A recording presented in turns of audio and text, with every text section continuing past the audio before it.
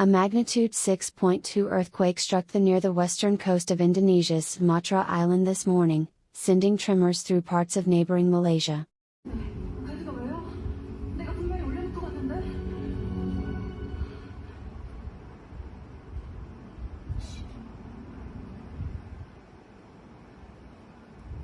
According to Indonesia's geophysics agency BMKG, the earthquake struck at 9:39 am, at a depth of 10 kilometers.